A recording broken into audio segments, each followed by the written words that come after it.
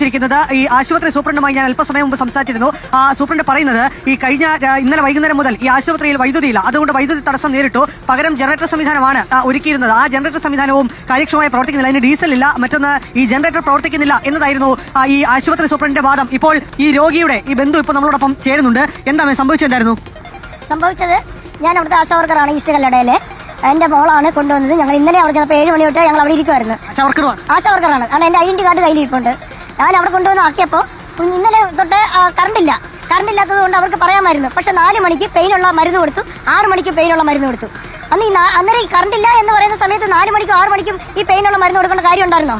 അതിപ്പോഴും ആ കുഞ്ഞിന് ആ പെയിൻ കയറിയപ്പോൾ കാണാം കറണ്ട് ഇല്ലാത്തത് കൊണ്ട് അവിടെ സ്റ്റോർ ചെയ്ത് വെച്ചേക്കുന്ന കറണ്ട് ഇല്ല. എന്നാലും കാഷ്വാലിറ്റിയിൽ 24 മണിക്കൂർ കാഷ്വാലിറ്റി ഓപ്പൺ ആയതുകൊണ്ട് അവർക്ക് കറണ്ട് ഇല്ല, നിൽക്കാൻ പറ്റത്തില്ല. ജനറേറ്ററിന്റെ കാര്യം ഞങ്ങൾ സൂപ്രണ്ടിനോട് ചോദിച്ചു, ബാബുസാറിനോട് ചോദിച്ചപ്പോൾ സാർ പറഞ്ഞത് എന്താണെന്ന് അറിയാമോ? അവിടെ ഡീസൽ ഇല്ല, ഞങ്ങൾക്ക് വാങ്ങിച്ച് ഒഴിക്കാൻ കാശില്ലെന്നാണ് പറഞ്ഞത്. ബ്ലോക്കിൽ പറഞ്ഞിട്ടുണ്ട്, പക്ഷേ ബ്ലോക്കിൽ നിന്ന് ഫണ്ട് അനുവദിച്ചിട്ടില്ല, അതുമൂലം നമുക്ക് ഡീസൽ ഒഴിക്കാൻ പറ്റില്ല. പുള്ളിക്കാരൻ നമുക്ക് തരുന്ന മറുപടി. ഒരു അബോർഷൻ കേസ് ഉണ്ട്, ആ കൊച്ചിൻ്റെ അടുത്തും പറയുന്നു നില്ല് വെയിറ്റ് ചെയ്യുന്നു പറയുന്നു. ആ കൊച്ചു അവിടെ നിന്ന് കരയുന്നു ഒരു അബോർഷൻ കേസിന്. അതിന് ബ്ലഡ് ഇവിടെ അറേഞ്ച് ചെയ്തിട്ടുണ്ട്, അതും പറയുന്നു. അത് അവിടെ നിന്ന് കരയുന്നത്, ഞങ്ങളിവിടെ അതും ഇല്ല. അവിടെ നമ്മളിവരോട് പറയുന്നത് പെട്ടെന്ന് നമുക്ക് രോഗി വിട്ടതാ, കൊല്ലത്തേക്കുള്ള അത്യാവശ്യ കാര്യങ്ങൾ ഇവരാരും മറുപടി പറയുന്നില്ല. നമ്മളിപ്പം പോയി സൂപ്രണ്ട് കണ്ടപ്പോൾ സൂപ്രണ്ട് കയറി വന്നിട്ട് ചിരിച്ചോണ്ടിരിക്കുക. നമ്മൾ എന്റെ വീഡിയോ കൊണ്ട് അവിടുന്ന് ഇറക്കിക്കൊണ്ട് വരുന്നത്.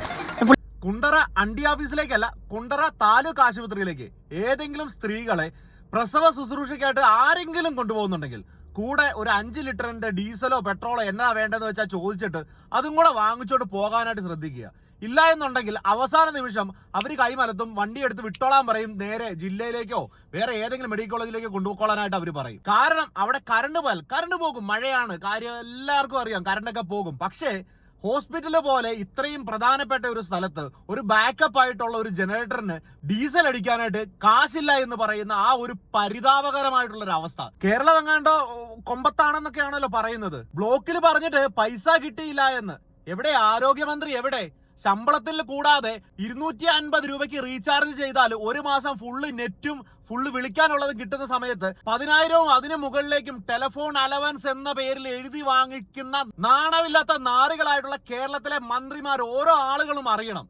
നിങ്ങൾ ഓരോ മാസവും അനാവശ്യമായിട്ട് ചെലവാക്കി കളയുന്ന ജനങ്ങളുടെ കാശ് എത്രയാണെന്ന് ജനങ്ങളെ നിങ്ങൾ അറിയിക്കാൻ നിങ്ങൾ ബാധ്യസ്ഥരാണ്. മുഖ്യമന്ത്രി ആയിക്കോട്ടെ, താഴോട്ട് ആരും ആയിക്കോട്ടെ, ശമ്പളവും അലവൻസും കാര്യങ്ങളും എല്ലാം വാങ്ങിച്ച് കൂട്ടത്തിൽ ഒരു 10-12 പേഴ്സണൽ സ്റ്റാഫിനെയും വെച്ച് 30 ലക്ഷം രൂപയാണ് മുഖ്യമന്ത്രിയുടെ ഓഫീസിൽ നിന്ന് പേഴ്സണൽ സ്റ്റാഫിന് മാത്രമായിട്ട് കൊടുത്തുകൊണ്ടിരിക്കുന്നത്. അതേപോലെ തന്നെയാണ് മുഹമ്മദ് റിയാസിന്റെ കഴിഞ്ഞ ദിവസത്തെ കണക്ക് വന്നതാണ്. 30 ലക്ഷം രൂപയാണ് മുഹമ്മദ് റിയാസിന്റെ പേഴ്സണൽ സ്റ്റാഫിന് മാത്രമായിട്ട് ഒരു മാസത്തിൽ ചെലവിടുന്നതെന്നാണ് പറയുന്നത്.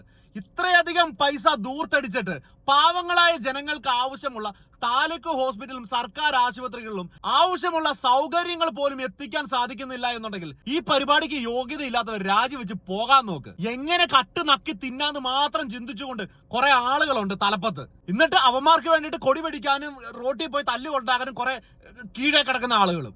എന്നിട്ട് അവന്മാരുടെ വീട്ടിൽ ഒരു ആവശ്യം വന്നു കഴിഞ്ഞാൽ ഒരു ഹോസ്പിറ്റലിലേക്ക് ഒരു ആളെ കൊണ്ടു ചെന്ന് കഴിഞ്ഞാൽ കൃത്യമായ സൗകര്യങ്ങൾ പോലും ആ ഹോസ്പിറ്റലിൽ കിട്ടിയില്ലെങ്കിലും ജയ് വിളിക്കാനായിട്ട് 10,000 നാക്കാണ്.